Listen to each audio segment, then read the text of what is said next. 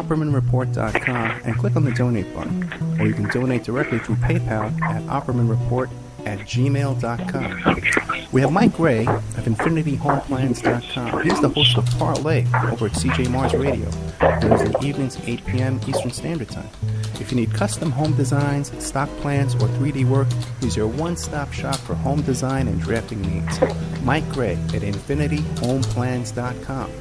At InfinityHomePlans.com.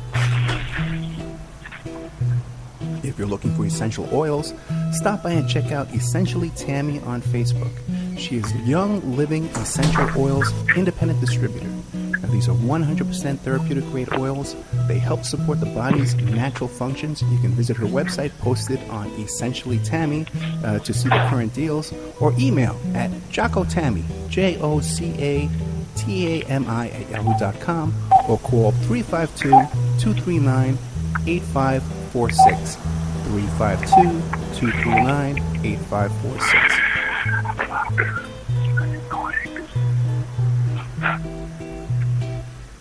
Hey, if you need a private investigator, go to my website, emailrevealer.com.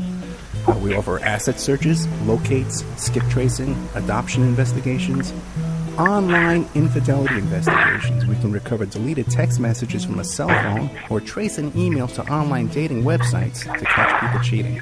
That's emailrevealer.com, or you can call 800-572-9762. 800-572-9762 for emailrevealer.com, my PI website. Pacific West Bamboo. It's your premier source for construction and craft-grade bamboo poles. They're announcing their latest project with EcoHead Event Sanitation, making bamboo composting bathrooms and porta potties. Their first display will be at the Lucidity Festival in Santa Ynez, California, April 11th to the 13th. Come by and say hi and see what you can build with bamboo. Contact them for any kind of event planning, display building. If you need construction grade or craft grade bamboo products, call Amanda at 503-839-8126, 503-839-8126, or visit PacificWestBamboo.com, their brand new website. We're also sponsored by the New World Mexican Women. This is a rural Mexican craft women's cooperative. They are traditional makers of fine handcrafted, authentic jewelry. They use beautiful stone mosaics and Pacific blue Abilene inlay. They have a wonderful book of love letters written to their men in the United States, begging them to return to their families in Mexico. But they've written a new book, and it's it's about a young girl that falls in love with a rodeo bull rider and runs off with him without telling her family. It's a beautiful love story called Azuquina Part 1, Azuquina to the Rodeo. You can find their books and jewelry by clicking on their banner ad at oppermanreport.com or by Googling New World Mexican Women.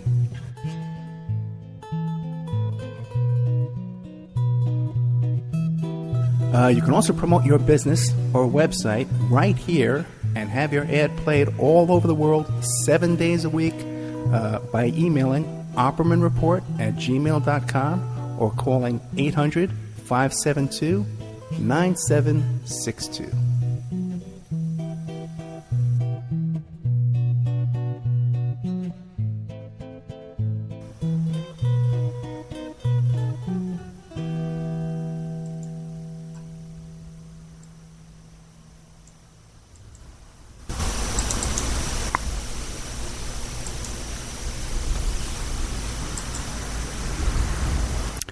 Okay, welcome back to the Opperman Report. I am your host, Private Investigator Ed Opperman. This is the Aftershow.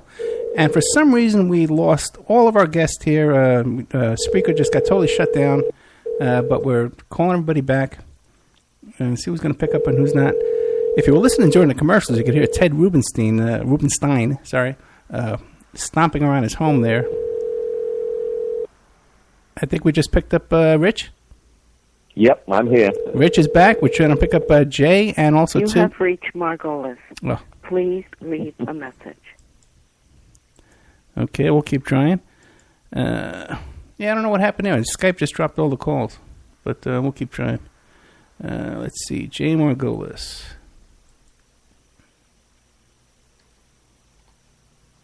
So, Rich, what are you working on now? I'm currently working on a few books. One is with this Pakistani American businessman who is a self-help book. I'm also working with one of the top interior designers in Europe. She's based in Paris, and that's a kind of fascinating book. Yeah, always busy. Hello? Okay, that Ted? Yes. Hey, how are you? Yeah, we lost you there for a second. We're still trying to pick up Jay. You have reached Margolis. Jay may not want to talk to us anymore. Jay may be fed up with us. Okay, so Ted, what was your question?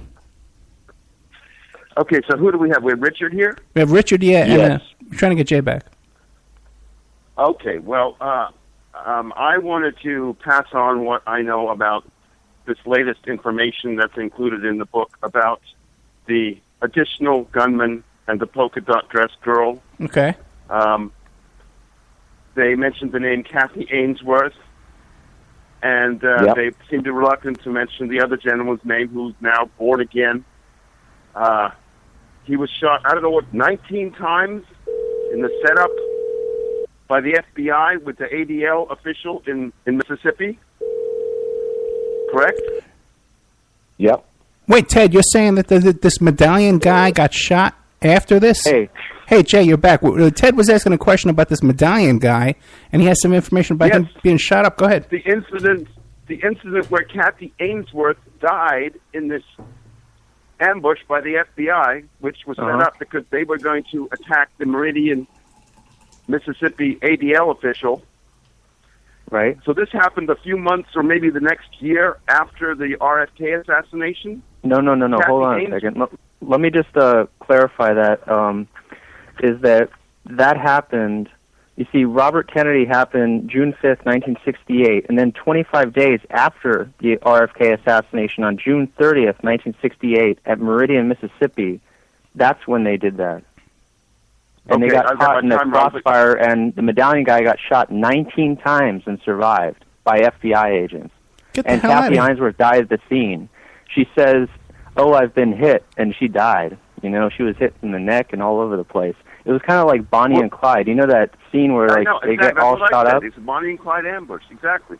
Yeah, and so they got messed up like that, and the medallion guy luckily had a surgeon, Dr. Leslie Rush, who actually operated on him free of charge at the persuasion of the medallion guy's parents.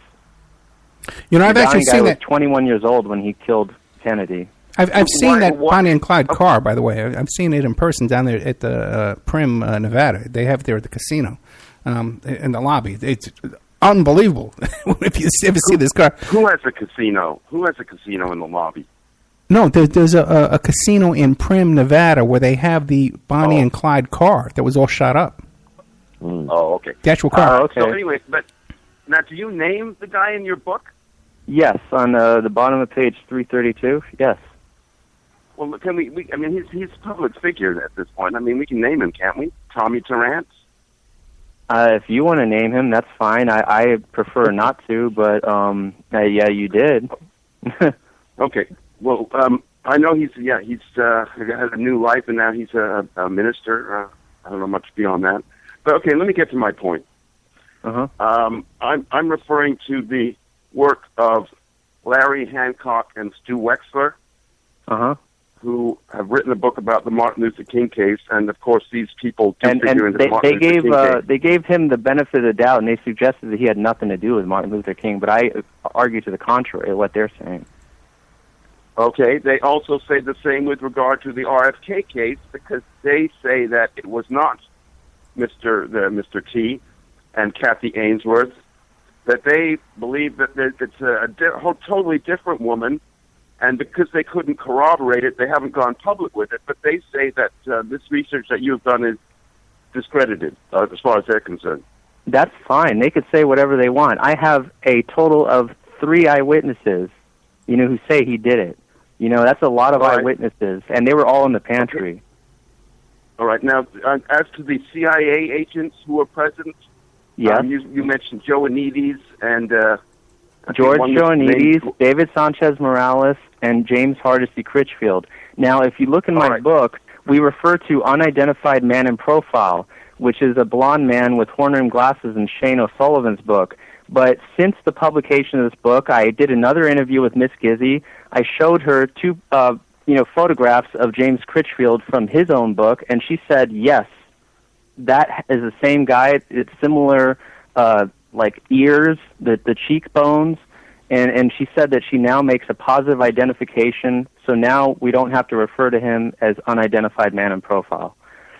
And Shane O'Sullivan has disputed those identifications that he originally made in his book, The Assassination of Bobby Kennedy. Oh, that's fine, but hold on a second.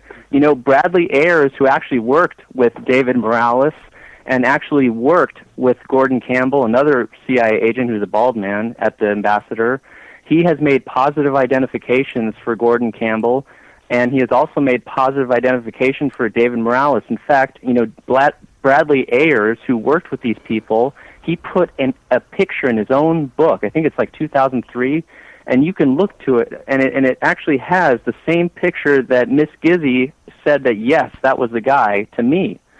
So she said that Morales was definitely one of those people in the 5-person group.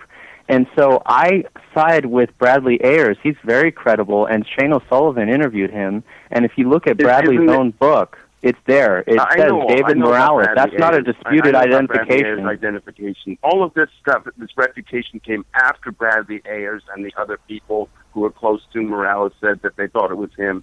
So it's all very much disputed. Well, I don't think I think it's very curious because Miss Gizzy is a very important witness. I'm the first person to actually interview her next to a police lieutenant who last interviewed her on June 6, 1968. So I'm the first person since 1968 to actually interview her, and she said that she saw a 5-person group. She has positively identified the medallion guy, the polka dot dress girl, David Sanchez Morales, James Hardesty Critchfield, and George Joanides. She has positively identified those people. In fact, an attorney who actually worked with George Joanides said that, yes, that is him. And Shane O'Sullivan was showing him the photos at the actual Ambassador. And so what makes this so important is that Miss Gizzy puts all of them together in a group. I think that Shane O'Sullivan had some doubt because he couldn't put them all in a big group together. It's as reliable as her identification is, which we don't know if it's any more reliable than the average witness identifications, which are notoriously fallible. But let me also say that, is it not true that these 3 people that were pictured after the RFK assassination, the bald guy, whatever, that they were otherwise identified as 3 Bulova watch executives that claimed to have been there that night? See, Shane O'Sullivan notated in his research that the Bulova Watch Company was a cover for the CIA. Look at his documentary. It's not in his book. Not in his book. It's in the documentary. Yeah. And so it is a cover. In fact, Gordon Campbell went under the name Michael D. Roman, as a Bulova Watch representative. And George Joanides went under Frank S. Owen. And so that's very curious, and that has to be investigated. Mm-hmm. And, of course, Morales told his attorney, he says, I was there, when they got JFK, and he says, I was there when we got the little bastard in Los Angeles. That's a quote. Oh, yeah. And so all these things we put together, and there's always going to be doubt. There's doubt on the Marilyn Monroe case. Some people think she really killed herself on an empty stomach. And that's fine. People are going to believe what they want to believe. That's what this whole investigative thing comes down to, is that you can have all the evidence in the world, and there's always going to be somebody that doubts you. But I am very confident in my research. Like I said, I have 3 eyewitnesses that say the medallion guy did it. And I also have, a second eyewitness next to Don Schulman that say the security guard was firing his weapon. And so you just have to kind of wonder, these people are not making up their stories.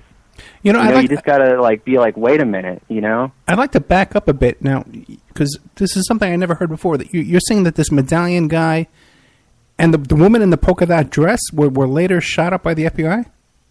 25 days later, they were in an FBI ambush. The polka dot dress girl wasn't supposed to be there. She was filling in for one of his other Medallion Guy's clan members, and it's too bad that she did because she died that day. And you know, and you know, the Medallion Guy is the only guy that survived. He was stitched up by Leslie Rush, and he was shot 19 times. It's a miracle that he survived. Now, what was the incident that caused him to get shot up?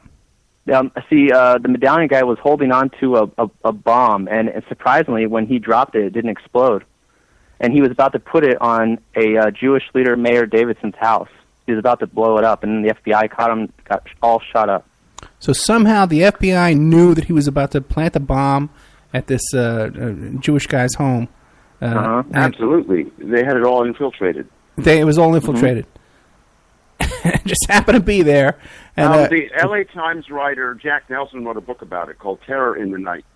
Exactly. And he interviewed the Medallion Guy several times, and he, quoted the Medallion Guy as saying something very interesting. In fact, let's see. Here, he said, let's see. He quoted Medallion Guy as saying, "That was my ambition, to shoot Dr. King. I hated Dr. King."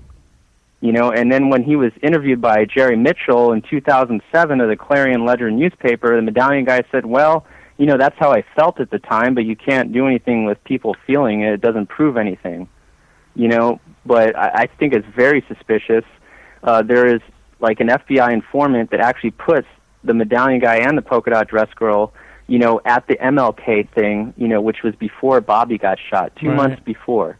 And so, you know, I mean, I would suggest that, you know, Medallion Guy is there and he is, you know, on the scene jamming police radios at the scene of Dr. King's murder.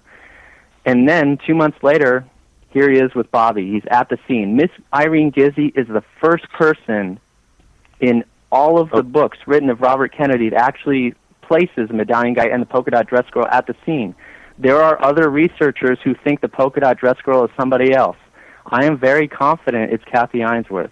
I feel very strongly about that. In fact, you know, I mean, I'd like to see the evidence to the contrary because I don't think there is any. Medallion Guy denies being at the scene of RFK. That's fine. He made a statement hold on a second. He made a statement in 2007 in an email, which is on the internet, and he said that it is baseless speculation.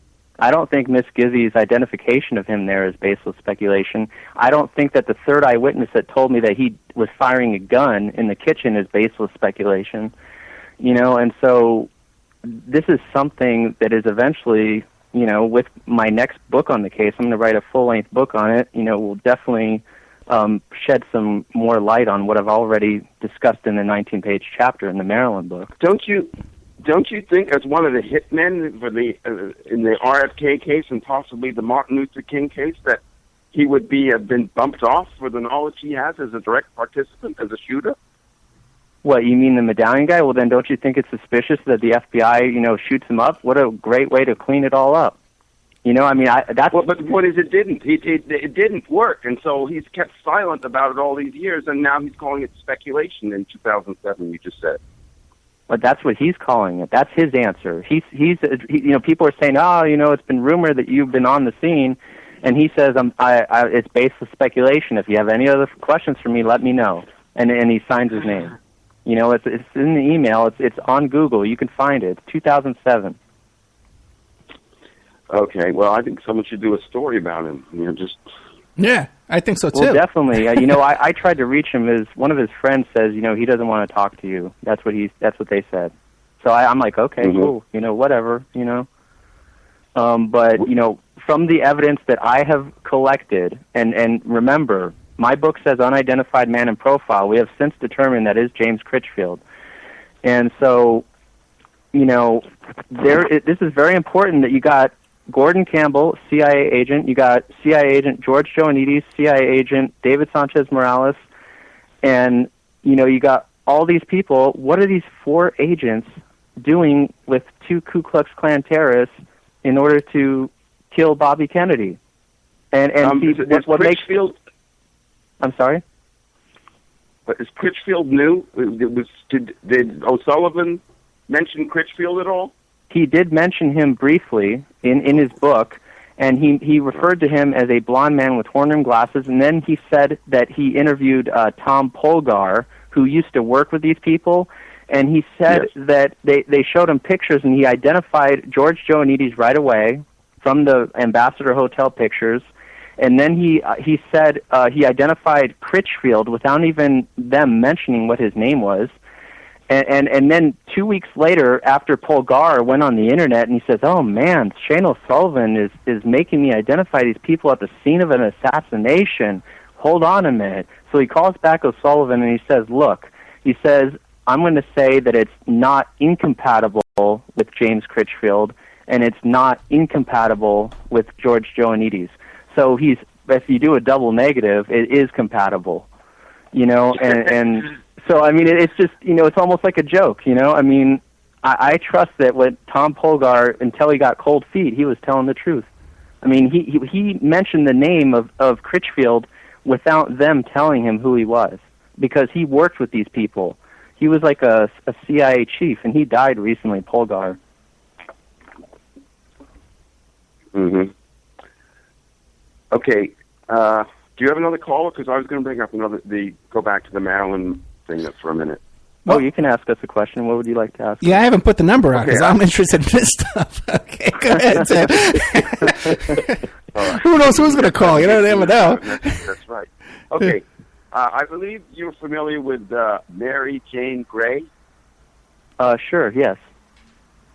Okay, because she's a Facebook friend of mine, and we've communicated about this somewhat over the years, and I know she hotly debates some of what's in your book. She does. That's fine.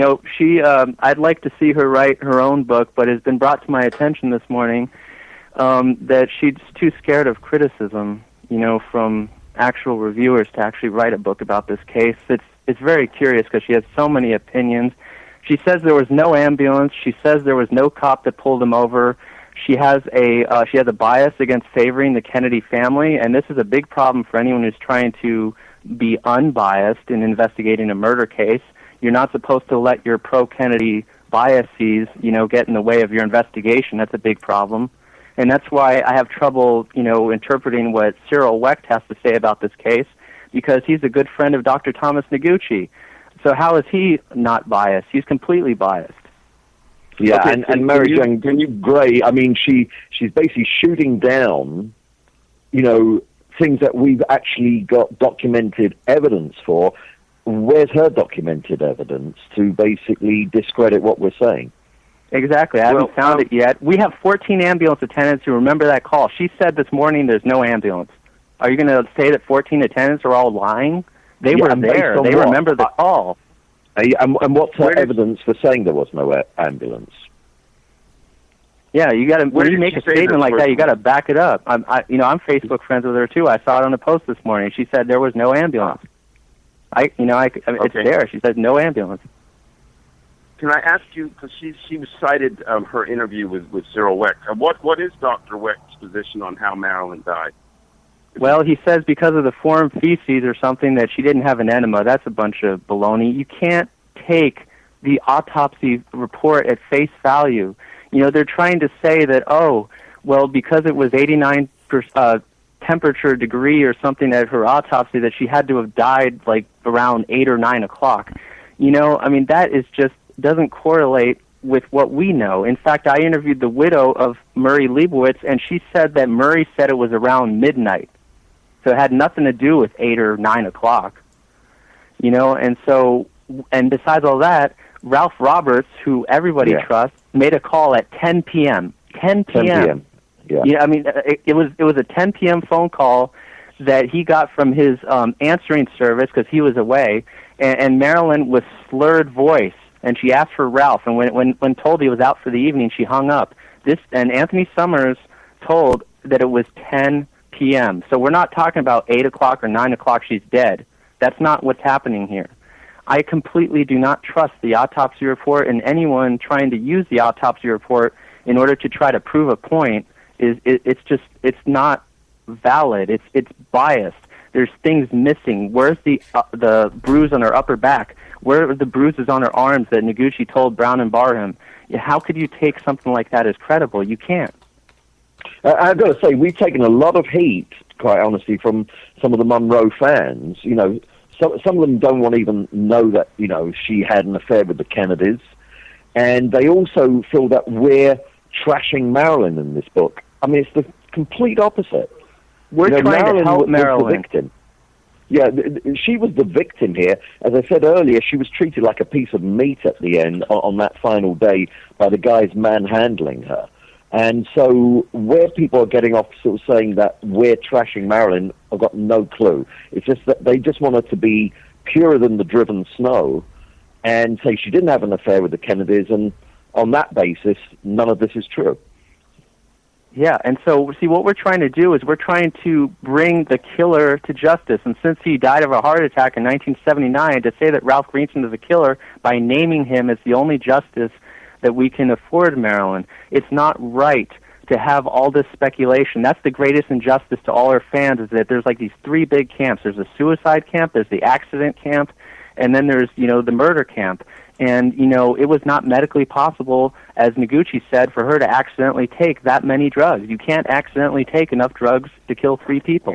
He said that that doesn't work. So Noguchi was between suicide and murder. And Noguchi made a statement in his 1983 book. He said that if John Miner's memorandum, which goes against the suicide argument, where Greenson told him that I don't believe my patient committed suicide, then Noguchi conceded that the only conceivable cause of Monroe's death was murder. That's a direct quote. He said the only conceivable cause of Monroe's death was murder, end quote, from Thomas Noguchi in his own book. On that note, okay, let's take a little commercial break. And I would invite some more callers to call in, too. 702-605-4894, 702-605-4894. Or you can Skype in at ed.opperman. But hang out, Ted, okay, man? This is really getting good. I told them on the air. Yeah, tell them. And that was more. This is more than I hoped for tonight, guys. And Jay, I'd like to have you back too to do a whole show about the RFK and stuff like that too in the future. Oh, sure. So let's take a little commercial break here, and we'll be right back after these messages with more of the Opperman Report. And Ted, keep in mind, too, that your mic's open and in the background, and we're playing the commercials. Everybody can hear you walking around, stomping around your house, kicking your dog, and all that kind of stuff you're doing, okay? More after this. And now a word from our sponsors. We are listener-sponsored, and we appreciate your donations. If you like the show, please visit OppermanReport.com and click on the donate button. Or you can donate directly through PayPal at OppermanReport@gmail.com. We have Mike Ray of InfinityHomePlans.com. He's the host of Parlay over at CJ Mars Radio, Thursday evenings, 8 p.m. Eastern Standard Time. If you need custom home designs, stock plans, or 3D work, he's your one-stop shop for home design and drafting needs. Mike Gray at InfinityHomePlans.com. At InfinityHomePlans.com. If you're looking for essential oils, stop by and check out Essentially Tammy on Facebook. She is Young Living Essential Oils Independent Distributor. Now, these are 100% therapeutic grade oils. They help support the body's natural functions. You can visit her website posted on Essentially Tammy to see the current deals, or email at JockoTammy, JOCATAMI@yahoo.com, or call 352-239-8546. 352-239-8546.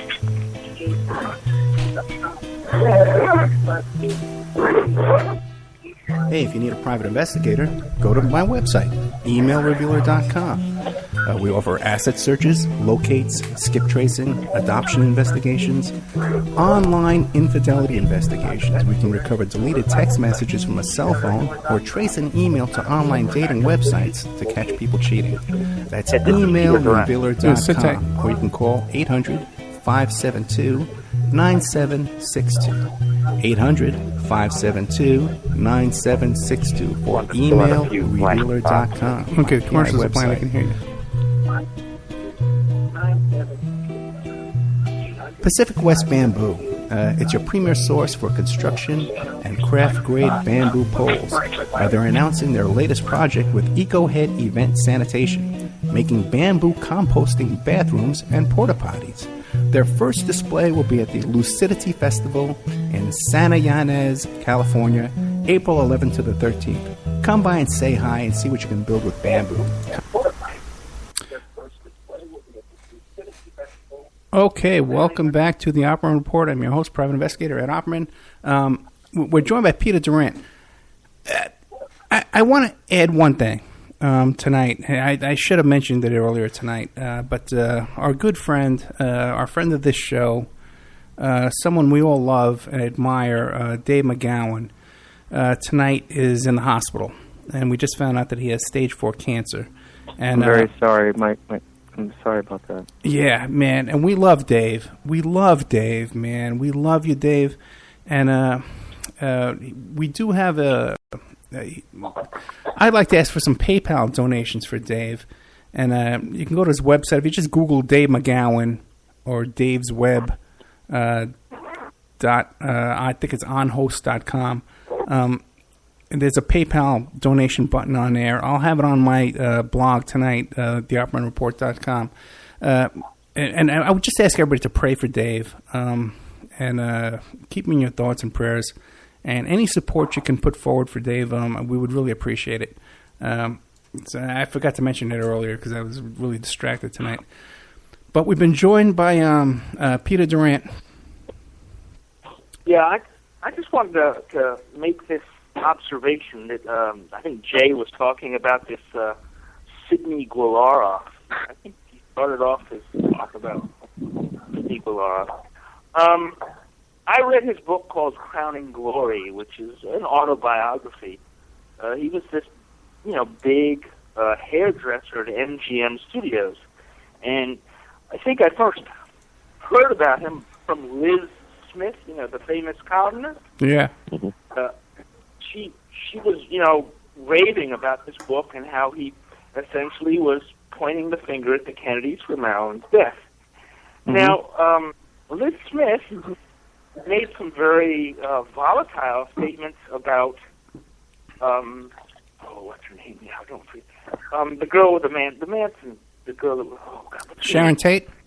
Sharon Tate, yeah. Liz Smith evidently did not like Sharon Tate. And to top that off, the foreword to the book Crowning Glory was written by Angela Lansbury. Now, Angela Lansbury's daughter was somehow affiliated with Manson. Now, the point that I'm trying to get is there appears to be two factions in Hollywood that are very powerful and that are very at odds with one another. And I'm just wondering if there's any parallels with the people that killed Marilyn, who might be Kennedy, who might be with Sharon Tate, and the people who were with Manson, who were the ones that killed Kennedy. Do I make any sense at all? A little bit. Hey, Ted, can you keep it down, Ted? Peter, are you aware of the document I'm talking about? And Ted also, are you guys aware of that document I'm talking about, the INS police report that mentions how Sirhan attended orgies and parties with the Process Church of the Final Judgment, which was the Manson cult? Well, I'm only familiar with the association with... Go ahead, Ted. The Rosicrucians. Rosicrucians. What about you, Peter? You aware of that? Well, there's a connection between the Manson cult and the Process Church. Yeah, right. But what about Sirhan and his connection with the Process Church? And by the way, too, Sharon Tate and them, they were connected with the RFK. They were part of his campaign team up there in California. They were with the Kennedys, for sure. Right. So there's two factions, the Kennedy faction. Peter, have you seen that document I'm talking about? Faction. And they're very much at odds. Peter, have you seen the INS document that I'm talking about that connects Sirhan and Phillips, John Phillips, Papa John Phillips, to the Process Church? Well, I've heard of it. I can get you I have it. I can send it to both of you guys. I'll send it to all three of you guys tomorrow. Well, I'm just making this observation because there's a very general pattern. Dave McGowan talks about patterns. Yeah. And, Angela Lansbury with Manson writing this book with Guilaroff, who Guilaroff was adamant that Kennedy's killed Marilyn. And I guess Elizabeth Smith and Lansbury might be on that one faction against the Kennedys. And, well, anyway, I'm just making an observation. Angela Lansbury, who was in The Manchurian Candidate. Oh, really? Yes. See, here's the thing about Gulyarov, is that he made a statement, which I don't believe that we mentioned yet. According to Crowning Glory and according to his interview with Donald Wolfe, Sidney Gulyarov said that when Marilyn called him on the last afternoon of her life, Bobby Kennedy and Peter Lawford had just left the house, and that Marilyn told Gulyarov that she threatened Kennedy with going public with Bobby and Jack, and then Bobby's response, was, if you threaten me, Marilyn, there's more than one way to keep you quiet. And so that really apparently frightened Marilyn, because she was crying on the phone, and she was very hysterical when she was relaying all this to Gulyarov. And so, he never forgot that remark. He related to Wolfe. He has it in his book. It's a very telling remark. It corroborates what Peter Lawford said. He said, Marilyn has got to be silenced, Bobby told Greenson, or something to that effect. Greenson had thus been set up by Bobby to take care of Marilyn, end quote. So when he says there is more than one way to keep her quiet, you better believe it. It would seem so in retrospect, Mm-hmm. We have the 3 eyewitnesses out of 5 witnesses who say Greenson did it. That's 60%. That's more than 50%. Very compelling. Well, I think Mary Jane Gray agrees on that part of it. She agrees that Ralph Greenson did it, but I'm not entirely sure how she thinks he did it. She just, in passing, she mentioned that she thinks he did it, and I said, well, that's great. We both agree he's the murderer, so now what? She doesn't believe James Hall's account, even though he's employed with Schaefer. He took polygraph tests. He told his childhood best friend, Mike Carlson, who I did a first-time interview, said that days or weeks right after it happened is when James Hall told him about Greenson and the heart needle. Anthony Summers interviewed Dr. George Hall, who was very close friends with Walt Schaefer, according to Hall's childhood best friend. And Hall's childhood best friend told me, he said that Walt Schaefer and Dr. Hall were very good friends. And so when Larry Flint was going up to Walt Schaefer and saying, well, here's a trial transcript in which you say that James Hall works for him, why are you denying that he works for you? And because there was a court transcript, he was showing Larry Flint. And so then Larry Flint says, up yours, you lying, a-hole, and then he printed Hall's story after that because he realized that Schaefer was just lying to him. Hall had undeniable proof. This was in the 80s that the Hustler published the Hall story? 1986, yes. May 1986. You can get it, Hustler magazine. Working Flint in 84 for I didn't hear anything about that. But yeah, Ted worked for Flint. Oh, that's amazing. Yeah, I mean, see, so, Larry Flint was very interested in James Hall's account, and, Peter Lawford, said that Greenson had thus been set up by Bobby to take care of Marilyn, and people say, well, how does Peter know that? And James Hall says, because as Greenson was injecting her, Peter Lawford and Sergeant Marvin Iannone, who was close with the Kennedys, they both entered the guest cottage as Greenson was injecting her. And James Hall said that Pat Newcomb, the press agent of Marilyn, saw it too, and she claims that she never saw an ambulance. She told Donald Spoto, she says, how does this ambulance driver say that I was at the scene? I never saw an ambulance. I mean, she's denying it, but she was there. Norman Jeffries even put her there. Yeah, I mean, everyone who witnessed Newcomb there said that she was completely hysterical. Absolutely. The role of these 2 cops in giving her injections, I take it that has appeared in print before elsewhere? No. You see, I did an exclusive interview with a confidential source who told me that Marty George was a Los Angeles photographer who every year he went down to the coroner's office, took pictures of everybody, and when Marilyn died, he was very curious, to see what happened, and this was just days after her death, and he's there at the coroner's office ready to take pictures of all the officials. He sneaks into the room, and because they're all files in this day, it's not online like it is now. Right. And and he goes in there, he looks at the report, it's sealed, he undoes it, and he reads it, and he noticed there were needle marks behind her knees, the jugular vein in her neck, there were bruises on her arms and back, and he said there was an empty stomach. He was asking my confidential source, he says, well, what does this mean, empty stomach? my confidential source told Marty George to say, well, it means she didn't die by taking the pills by mouth. Okay, but who links the cops to the injection?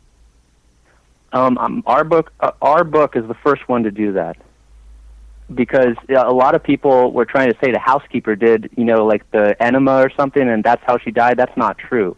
The housekeeper was kicked out of the house, so that rules her out of having anything to do with Marilyn's death. And see, the reason that the cops did the injection was because I interviewed Raymond Straight, who was Jane Mansfield's press secretary, and he was 20 years a friend of Fred Otash, the guy who bugged her house. And he said he heard Fred Otash's tapes, running before, during, and after Marilyn's murder. He heard 11 hours of those tapes. And so he asserted that on the Joan Rivers show in 1993, Raymond Straight said it was horrible. You could hear the two men talking to each other, and they were saying, give her another one. Don't give it to her too soon. And there was like awful smothering sounds. Bobby Kennedy was putting a pillow over her face, and Fred Otash asserted this in his handwritten notes, which were released by his daughter. And so Bernie Spindell also, relayed to, I believe James Haspiel got information where he also believed, Bernie Spindell believed that there was a pillow by Bobby over her face. And wait, you said Hatfield? I'm sorry?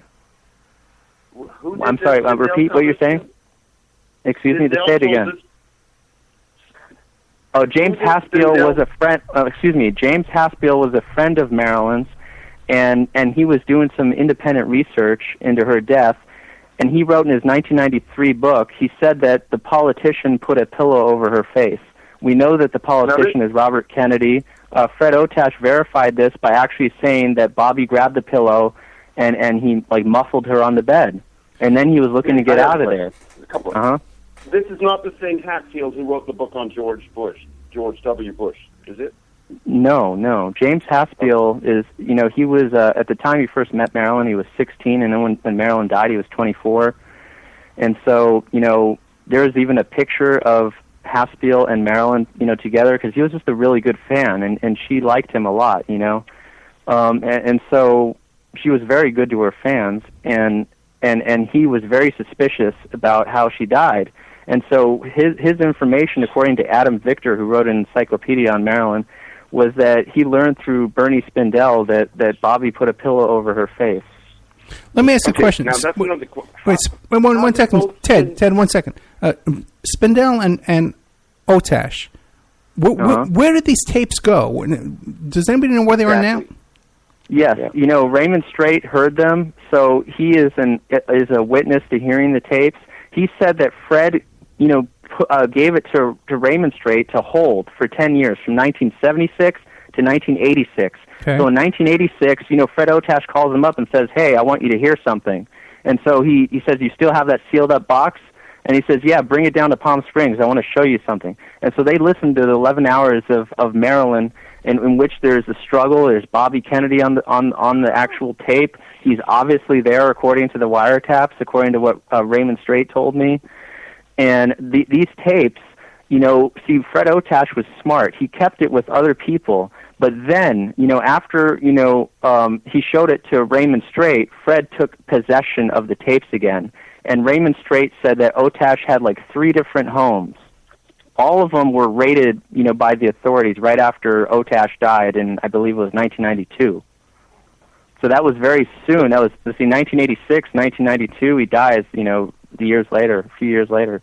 Well, he's a smart guy. He would keep this in his house? Another thing, too. Here's another thing that's interesting. December 1966, the district attorney's office in New York raided Bernie Spindell's house. And Bernie Spindell said that they confiscated material that would prove that the circumstances surrounding Marilyn Monroe's death are erroneous. And he was, definitely pointing the finger at Bobby Kennedy. But Otash is a sap. So they took Spindell's copy of the tapes, but at that time in 1966, Fred Otash still had his copies. Part of which Raymond Straight heard in 1986. What was the role of Jimmy Hoffa in all of this? Jimmy Hoffa hired Bernie Spindell to get a derogatory profile on Marilyn Monroe and Bobby Kennedy, sleeping together. He knew that they were sleeping together. He says, I want wiretaps proving it, and so that was his role. So, are Otash and Spindell friends? Otash and Spindell were business partners. Yes, friends. Okay, but then wait one second, guys, because then there would be duplicate wiretaps, because the FBI is wiretapping and Otash is wiretapping. That's a very good point. Now, see, there were many people that, according to Peter Lawford, the FBI was wiretapping, or the Mafia, even 20th Century Fox, and even the CIA, according to that document. Now, hold on a second.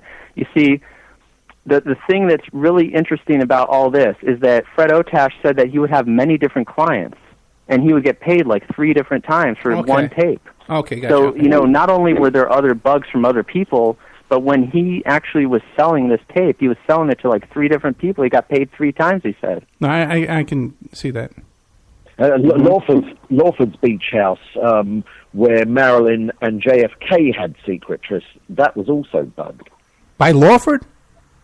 Yes, not Lawford's house was bugged and Marilyn's house was bugged. Yeah, not bugged by Lawford. It was bugged by by Otash and the rest of them. But Lawford had his own set of tapes as well. That is correct. And that is, Raymond Straight told me that. He was Jane Mansfield's press secretary. He said that in his presence, that Peter Lawford showed Jane Wyman a bugging tape of Jane Wyman having, sleeping with the President of the United States. Here's Jane Wyman sleeping with the President of the United States. Jane thought this was hysterical that she was being recorded. And then a second time, she tried to ask, Peter to play the tape again. Jane Mansfield. Jane Mansfield tried to ask, Peter Lawford again, can I let my friend over here hear that tape of me and the President making love? And Peter Lawford declined the second time, according to Raymond Straight. But Raymond Straight said it was very clear that, Lawford apparently had a whole audio library of all these tapes, and so it was like a joke, I mean, they probably all thought it was hilarious. You got to wonder why Lawford wasn't killed. Yeah, I mean, people didn't take him too seriously, I mean, he descended into drugs and alcohol during the last few years of his life. What kind of drugs? Well, cocaine. Okay. Anything, you name it, pills. Dean Martin's ex-wife, Jeannie, she told me that he took pills. He only started blabbing right towards the end, when he was, really on his way out. He was clearly emaciated. He wasn't looking good, so I don't think they needed to do anything. Yeah, I mean, he wasn't worried about any repercussions. He just thought it was messed up that, here Marilyn's death is being, shrouded as a mystery to the whole public, and he didn't think that was fair. And so he really did dearly love Marilyn, but again, as I mentioned earlier in the show, there are forces greater than Peter Lawford that are going to not make this from, he can't prevent this from happening. Yeah. He couldn't tell Bobby Kennedy, hey, that's my friend, don't kill her. So he was very weak. I think he was way over his head.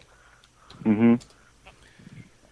Well, yeah, if he's driving the getaway car, I would agree with you. I mean, he was, according, they said that Otash said that he was drunk, stoned, in an emotional basket case.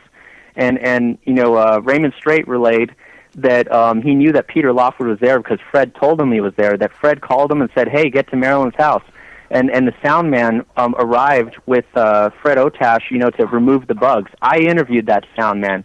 In our book, it is the first time that the sound man has been interviewed. Is he alive now? I did not want to name him because he's a very powerful person.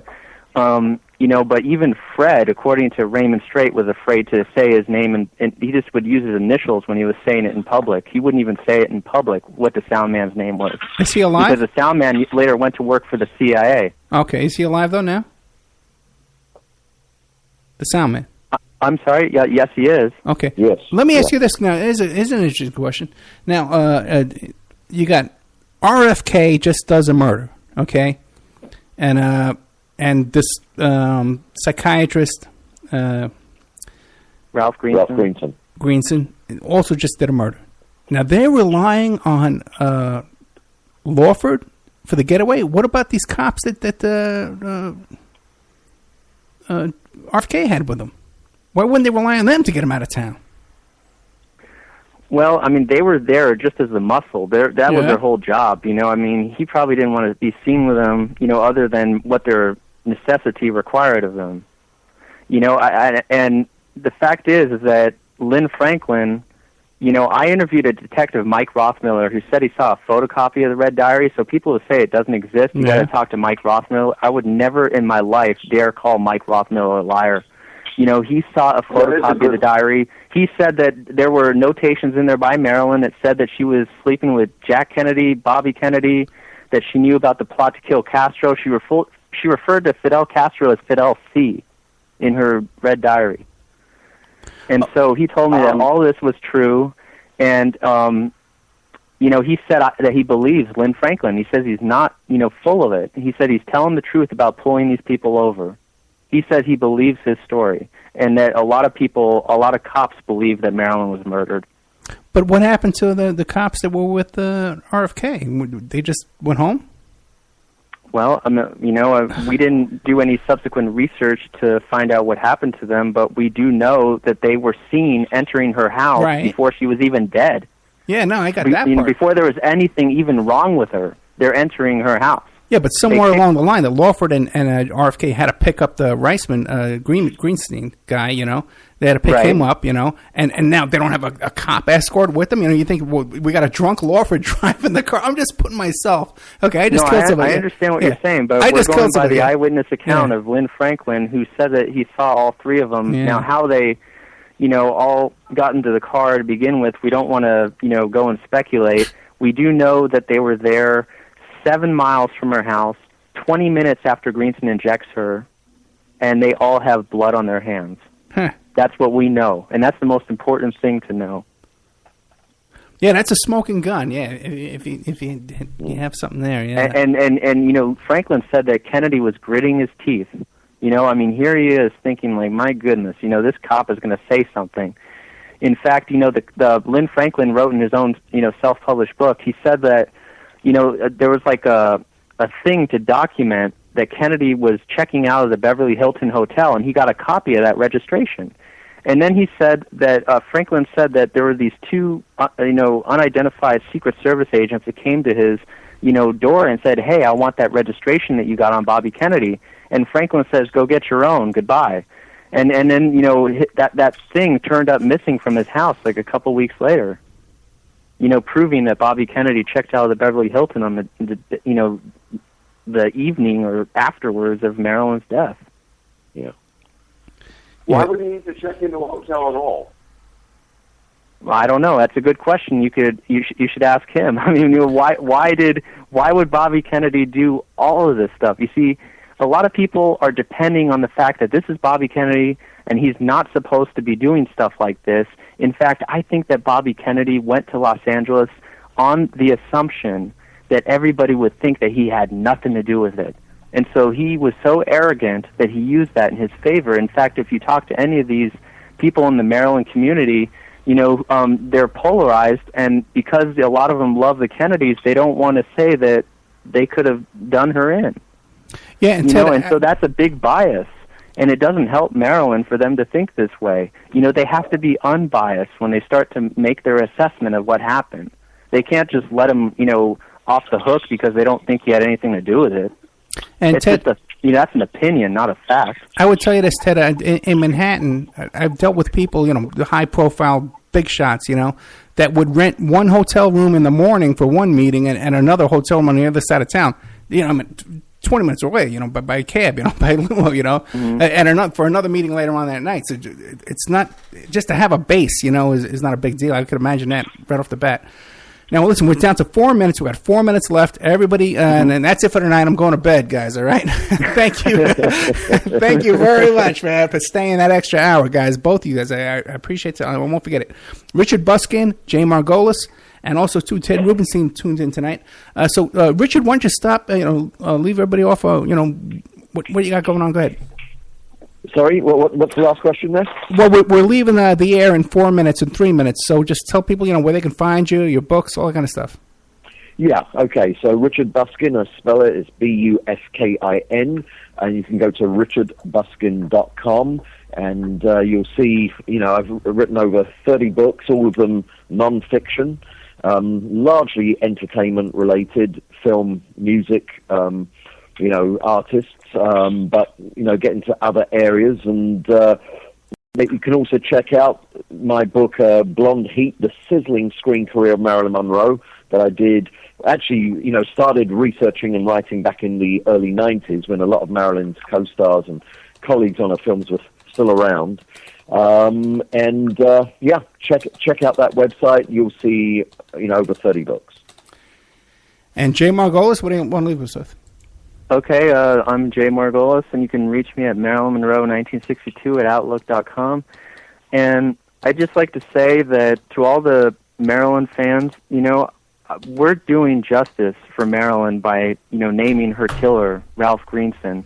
This has nothing to do with saying that she slept around or anything like that. We're not judging her for the affairs that she had. That's incorrect. We're not judging her. We're not, we would never say that there's anything like that we would ever attach to her name. We're just stating what the motive is for the people that killed her, and it does happen to be about her affairs. And so we can't leave the motive out because, we don't want to discuss her affairs. So we have to discuss it in order to understand how she died. Okay, great. And I just want to thank you guys both for coming on. Jay Margolis and... I also want to say one last thing. Our book is the first book to name the killer of Robert Kennedy. Whether other researchers like Larry Hancock, whether they disagree, you have to understand that they gave the medallion guy a pass, on the MLK thing and then the RFK thing. So they don't think that he is connected, and I've seen that in print, and I understand their position. But that they don't have the research that we have in our book. And they don't have the other research that's unpublished, that I will reveal in the future. So they're not privy to this information, and they're judging something that they just saw in our book. It's just 19 pages. I have a lot more information to validate what I said there. And I could tell you that who we name as the second and third shooters is absolutely correct. Okay, great. And I want to have you back in the future to do an RFK show as well. But tonight our guest was the authors of Murder of Marilyn Monroe, Case Closed. The link is on the Opperman Report blog. And I just want to give everybody to the website for Dave McGowan, which is davesweb.cnhost.com. There's a PayPal donation at the top. Dave's in the hospital, man, and it doesn't look good. And they need support. They need financial support. So if you can help them out, that would be the time to do it. Okay, guys? Thank you so much to my guest. Thanks, Ted Rubenstein. Ted, you want to leave us anything before we go? I just want to ask, the book is not indexed. Is that correct? That is correct, but in an update, a paperback update in spring 2016, we'll make sure it is. Right on. Thank you. Thank you all, guys. Good night. Next you. week, we got the FBI agent who investigated anthrax that says it was all crap. Okay, what more can you want, man? Okay, we got a great FBI guest coming on next week. He was in charge of the investigation, and he's suing the FBI, saying that the investigation is flawed. That's our guest next week. Check out the Opperman Report members section. We had Neil Sanders about mind control. We had Doug Valentine about the Phoenix Project, and I had another woman, Kathy Scott, about the Durst murders. They're the Jeff. I forget his first name, but the Durst murder situation there. We'll see you guys next week. Thank you all. Thank you. Thank you.